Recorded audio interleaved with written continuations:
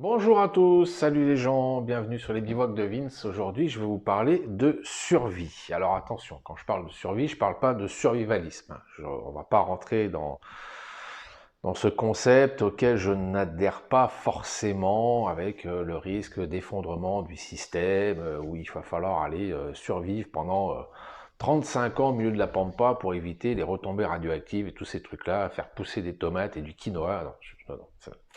Non, simplement c'est un retour d'expérience. Voilà, il y a quelques années en arrière, c'était en 2006-2007, je suis parti faire un bivouac.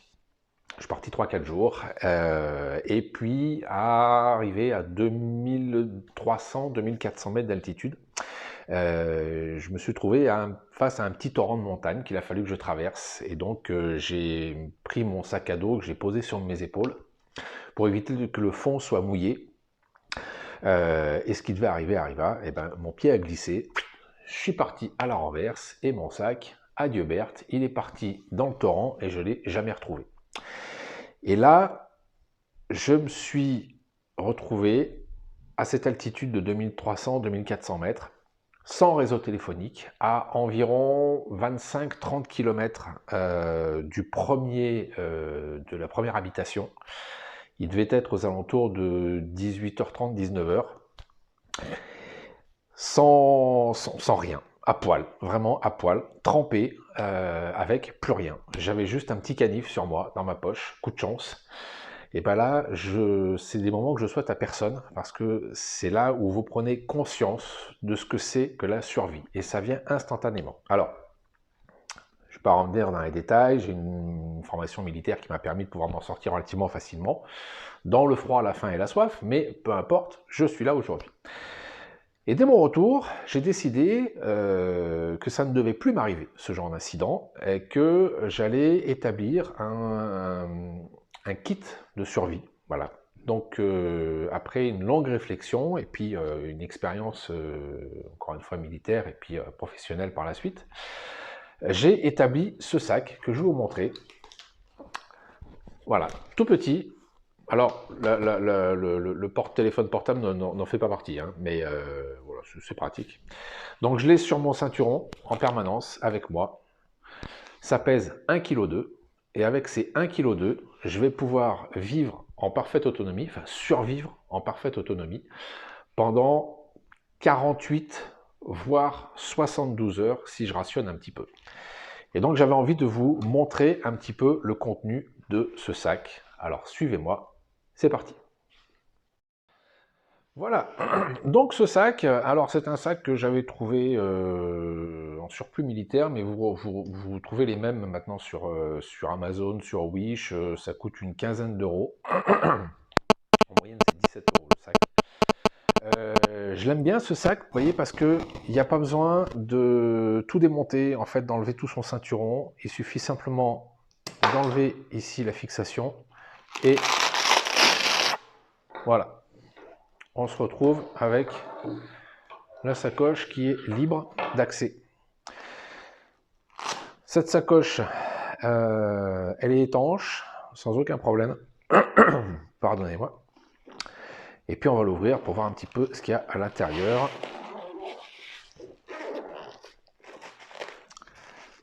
Voilà.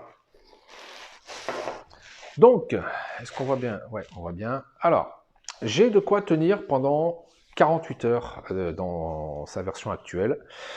Mais je peux tenir, si je rationne un petit peu au niveau de la bouffe, je peux tenir facilement 3 jours. Voilà.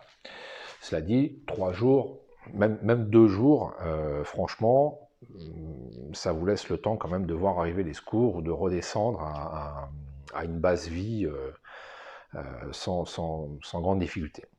Donc, dans ce sac d'évacuation, alors, moi j'aime bien un petit peu avoir mon luxe maintenant, à presque 50 piges, donc j'ai décidé de mettre un petit tarp. C'est un tarp tout simple, que j'ai acheté sur Wish, ok. Il fait 2,50 m par 2 mètres, ouais, quelque chose comme ça. J'ai payé ça 10 balles. Il va bien, franchement il va bien. J'ai mis une ficelle à chaque coin, j'ai 4 petites sardines en alu. Il va très très bien. Donc ça, c'est pratique, ça permet de pouvoir me protéger des éléments, de la pluie, du vent, voilà. Ensuite, j'ai un kit de gestion d'eau potable, un filtre classique, ok. Celui-ci, c'est pour 5000 litres. Et puis j'ai également la flasque contenance 750 millilitres. En plus de ma gourde. Ah ouais, alors je ne l'ai pas précisé. Sur mon ceinturon, j'ai toujours ma gourde US qui est fixée. J'essaye de ne pas la toucher. En fait, j'ai toujours deux gourdes sur moi. Une sur mon ceinturon, une dans mon sac à dos. Et j'essaye, dans la mesure du possible, de ne jamais toucher la gourde au ceinturon, justement. Si j'avais besoin de procéder à une urgence ou si je devais basculer en mode survie, eh ben, mon ceinturon est toujours, je dirais entre guillemets, chargé, c'est-à-dire que ma gourde a toujours 1,2 litres à l'intérieur et que j'y ai pas touché. Ensuite, alors, au niveau bricolage, on va retrouver quelques serflex que j'ai attachés avec du duct tape. On va retrouver une mini pince multi-usage. Ça, vous en trouvez, vous savez, dans les grandes surfaces, souvent, ils font des petites opérations commerciales où il y a des espèces de rayonnage en carton avec plein de merdier dedans. J'ai payé ça 5 €, je crois.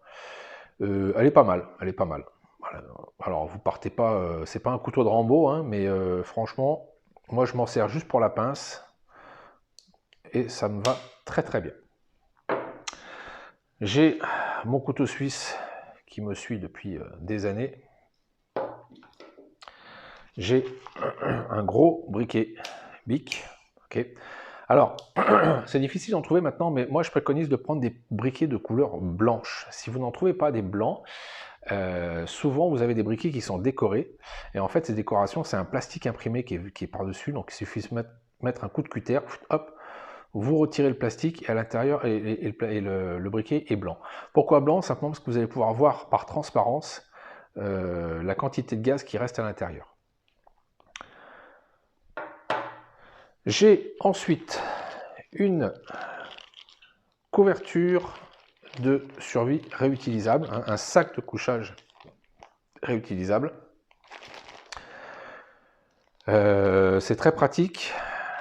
Par contre, méfiance, comme toute couverture de survie, enfin sac de couchage, c'est ce qu'ils appellent les sacs bivy, il y a un risque de condensation majeur. Donc ça, c'est vraiment quelque chose à utiliser avec parcimonie. Hein. Vous pouvez l'avoir sur vous pendant 3-4 heures, mais après, il faut vraiment l'aérer parce que sinon, vous allez être trempé à l'intérieur. Voilà. Ensuite, j'ai... alors, dans cette poche, j'ai également... Alors, on y reviendra après. Je vous montrerai la partie nourriture. Ici, j'ai petite lampe frontale, toute simple, toute basique, très pratique. On veille toujours, bien sûr, à ce que les piles soient pleines. Alors moi, à chaque fois que je pars, généralement, les piles, je les laisse à l'intérieur pendant 3 mois et je les change. Voilà. Même si je n'ai pas utilisé ma lampe, je ne me pose pas de questions, je change ça au bout de 3 mois. J'ai ensuite petite trousse à bobologie dans lequel on va retrouver des compresses, du désinfectant, quelques pansements, un bandage. Je me suis pris 2 paracétamol parce que de temps en temps j'ai mal au crâne. Qu'est-ce qu'il y a d'autre? Je ne sais plus. Ouais, il y a un petit gel action par le froid pour soulager les douleurs en cas de contusion, si on se tord la cheville ou autre. Voilà, truc très simple, hein, ça sert à rien c'est de la bobologie. Hein. Moi, les gars, dans leur kit de survie, j'en vois souvent passer sur YouTube quand ils présentent leur kit de survie, qui mettent des pansements, des bandages israéliens, voire même comment ça s'appelle, des garrots à tourniquet. Franchement, j'ai envie de me marrer, quoi. Parce qu'un garrot à tourniquet, pour avoir reçu la formation, c'est pas quelque chose qu'on utilise tous les jours. Bref, sans commentaire. De l'autre côté, j'ai cette petite poche à rabat, poche administrative, dans laquelle je vais retrouver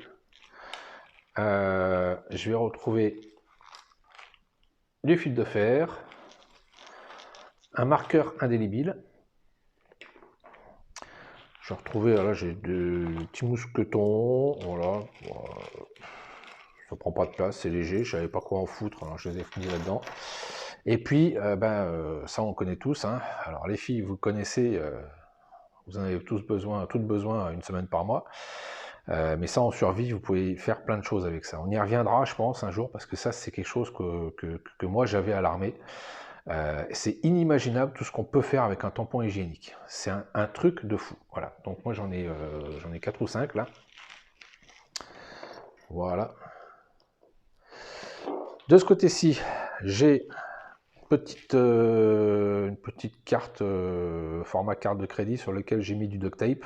Ok, j'en ai à peu près une dizaine de mètres. J'ai une paracorde. Ça, c'est une paracorde achetée chez Decathlon, c'est de la marque Simon.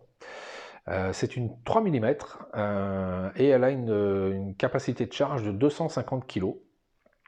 Donc c'est léger, ça prend pas de place. 3 mm ça paraît peu, mais 250 kg, franchement, ça suffit largement. L'idée, c'est pas de descendre en rappel d'une falaise, hein, mais c'est simplement de pouvoir fixer les tarpes, de pouvoir construire des choses en bois pour attacher des pieux ensemble ou autre. Alors, petite particularité, je sais pas si on le voit, ouais. Et ici j'ai 3 marques. Pourquoi j'ai mis 3 marques? Eh bien simplement parce que une fois qu'on achète une corde et qu'on la met au fond de son sac comme ça, on ne sait plus si c'est une corde qui est entre guillemets solide ou pas. Donc moi j'ai fait 3 marques. Chaque petite marque représente une charge de 100 kg et la grande marque une charge de 50.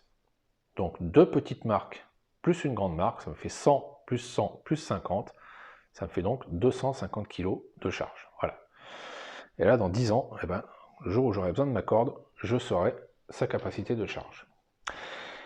Une carte, une photocopie de la carte du secteur dans lequel je suis parti.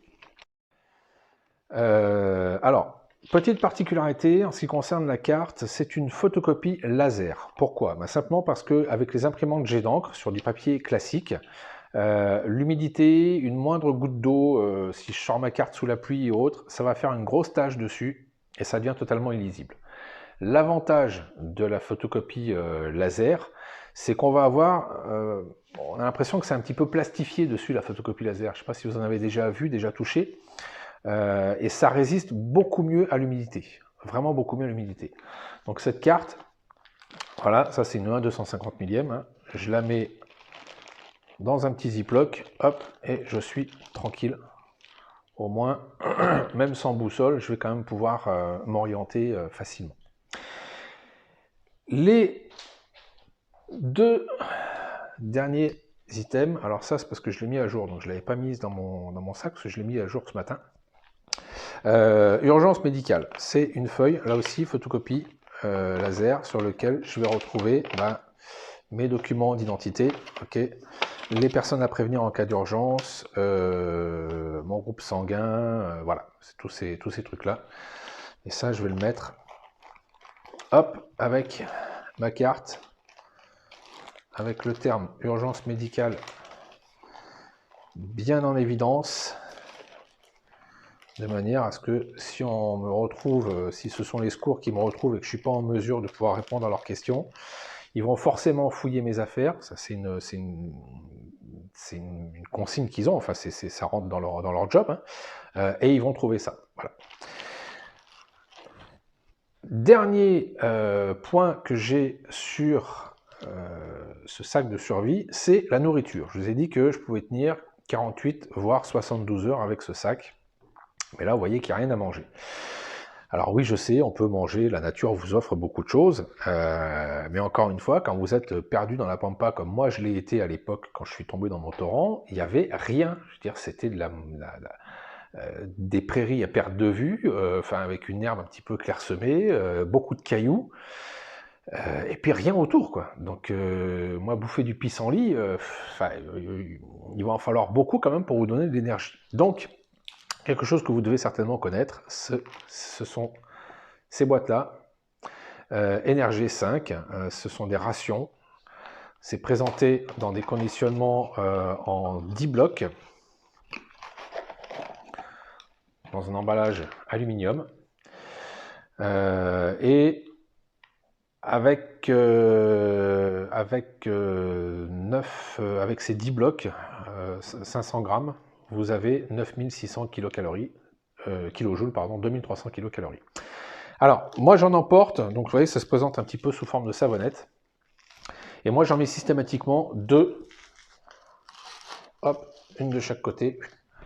Et je suis tranquille, même en ration minimum, vraiment minimum, ça va m'apporter à peu près 1500 kilocalories. C'est peu, mais c'est déjà ça de prix, je dirais. Et ça permet de pouvoir continuer sa route et redescendre pour trouver de l'aide, retourner à la civilisation. Et puis j'ai également, là c'est pareil, je l'avais enlevé parce que je m'en sers pour recharger de temps en temps quand même, un câble USB avec une batterie externe pour recharger mon téléphone dans l'espoir de retrouver du réseau téléphonique durant ma descente. Voilà donc pour ce qui est le contenu de ce sac de survie 48 heures. C'est un sac, comme je le disais, que j'ai toujours au ceinturon, qui ne me quitte jamais. Certes, qui vient en plus dans mon sac à dos, ça fait 1,2 kg. Cela dit, l'avantage du ceinturon, c'est que du coup, le poids se porte sur les hanches, que ça n'engendre aucun problème au niveau du dos. Et puis, c'est très pratique aussi, même quand je pars comme ça en balade, même pour une journée, même pour une petite rando comme ça, tranquille, tout seul, dans les forêts alpines par-dessus chez moi. On n'est pas à l'abri, on ne sait pas ce qui peut se passer, on ne sait pas ce qui peut arriver. Je veux dire, vous pouvez tomber dans un torrent, vous pouvez simplement glisser et puis vous péter une jambe. Voilà, vous êtes paralysé, vous êtes immobilisé, vous ne pouvez plus descendre. Le temps que les secours arrivent, suivant où vous vous trouvez, ça peut aller entre une demi-heure et 24 heures. Donc il va falloir quand même être prévoyant, tenir sur la durée.